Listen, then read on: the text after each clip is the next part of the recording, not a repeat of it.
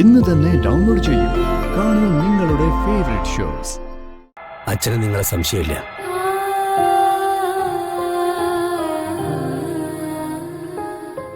പിന്നെങ്ങനെയാ ദേവ പ്രിയങ്ക മോള് മരിച്ചത്? നിന്റെ മോളല്ലേ അവള്?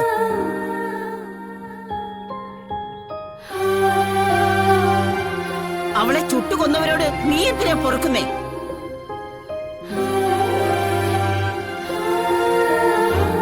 അമ്മയൊന്നും മിണ്ടാതിരിക്കും. എന്റെ രാധിക മോളത് ചെയ്യില്ല.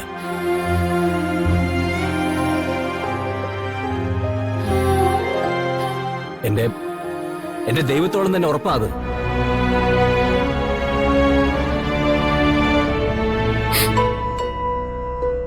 അച്ഛൻ ഫിദ മരത്തിന്റെ അടുത്തുനിന്ന് എന്നെ മോചിപ്പിക്കണമെന്ന് പറഞ്ഞിട്ട് പോലും അത്ര ഞാൻ വിശ്വസിച്ചില്ല.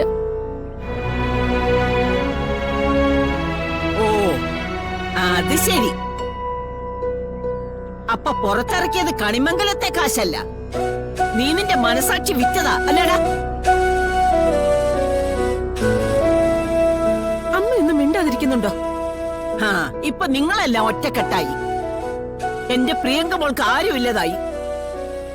പക്ഷെ ഒന്നോർത്തോ, ജന്മം കൊടുത്ത അച്ഛനും അമ്മയും എതിര് നിന്നാ പോലും പ്രിയങ്ക മോളെ കൊന്ന കുറ്റത്തിന് ഇവരെ ഞാൻ ശിക്ഷിപ്പിച്ചിരിക്കും.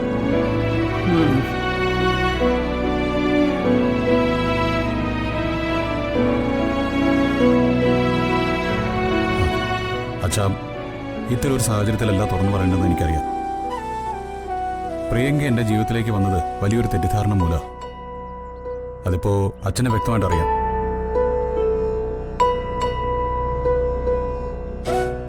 ഞാൻ ഇയാൾക്ക് കൊടുത്ത സ്നേഹവും ഞാൻ ഇയാളുടെ കഴുത്തിൽ കെട്ടിയ താലിയും ഒരിക്കലും എനിക്ക് മറക്കാൻ പറ്റില്ല.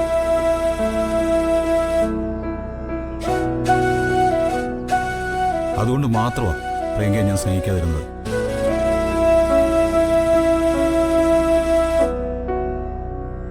എന്റെ ജീവിതത്തിൽ നിന്ന് ഒഴിഞ്ഞു പോകാൻ ഞാൻ പല വട്ടം പറഞ്ഞിട്ടുണ്ട്. പക്ഷേ അയാൾ സ്വയം ഇല്ലാതാകുന്നതിനെക്കുറിച്ചോ ആരെങ്കിലും ഇല്ലാതാക്കുന്നതിനെക്കുറിച്ചോ ഒരിക്കലും ഞാൻ ചിന്തിച്ചിട്ടില്ല. യാഥാർത്ഥ്യങ്ങൾ അല്പം വൈകിയാ മനസ്സിലായത്. അതിന്റെ പരിഹാരത്തിനായി ഞാൻ ശ്രമിക്കുകയും ചെയ്തു.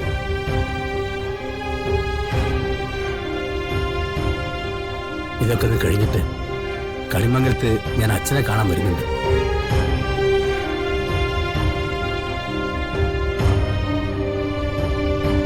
നിങ്ങളെ ഒരുമിച്ച് ചേർക്കുകയും ചെയ്യും.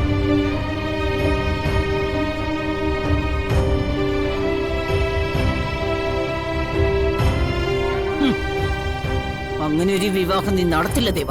അതിനു മുമ്പ് ഇവളെ ഞാൻ കൊന്നിരിക്കും.